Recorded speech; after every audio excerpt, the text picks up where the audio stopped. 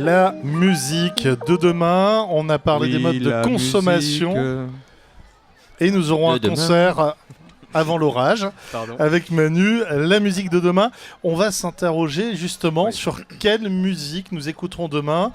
Est-ce que, alors là, je sens que Sam, ça va te concerner, est-ce que l'on n'a pas déjà tout inventé en matière de styles musicaux ?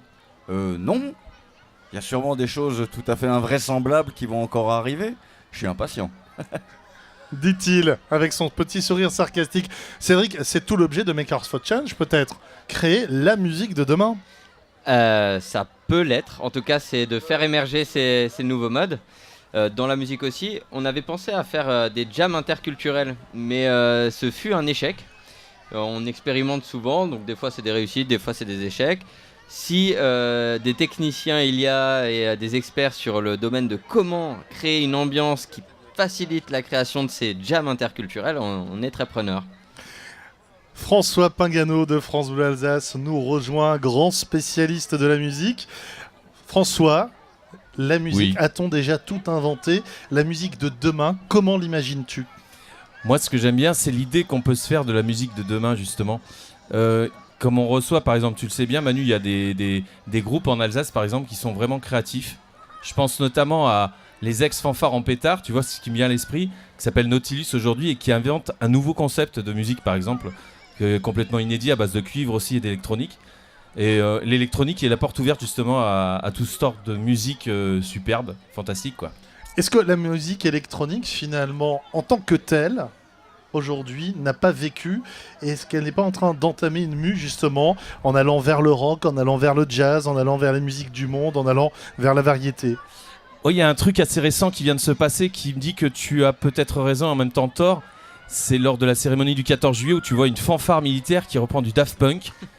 Et moi, je trouve ça génial. Parce que je me dis justement, la musique électronique, c'est la porte ouverte. Et quand je vois Donald Trump avec sa mèche qui s'envole, qui est complètement médusée, finalement, qui se dit « Vache, c'est français quand même, hein !»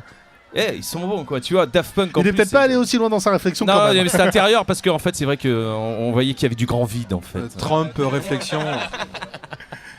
Trump, réflexion... Effectivement. Peut-on créer un nouveau type de musique aujourd'hui ? Est-ce que, voilà, on n'est pas en train finalement de recycler ce qui s'est fait jusqu'à présent et de vendre de l'ancien avec la patine de quelque chose de nouveau ? Ah, c'est vrai que ça, c'est une bonne réflexion parce que il y a quand même quelqu'un qui nous a quittés, vous venez juste de le passer, qui prouvait que non finalement, parce que lui, il a vécu quand même tout un tas d'époques, David Bowie, et il arrivait à chaque fois à être en avance sur son temps. Moi, ça m'a toujours impressionné. Oui, mais les gens comme ça sont rares. Ouais, mais peut-être qu'il n'y aura jamais un nouveau Bowie, hein, Manu, hein, je te rassure. Ça, c'est pas possible. Mais pourquoi pas quelqu'un qui tend justement vers proposer, comme les Daft Punk à leur époque aussi, ou comme d'autres gens, je sais pas, moi, la musique de demain, je ne sais plus, Manu. Il fait tellement beau là. Tu fais comme l'oiseau.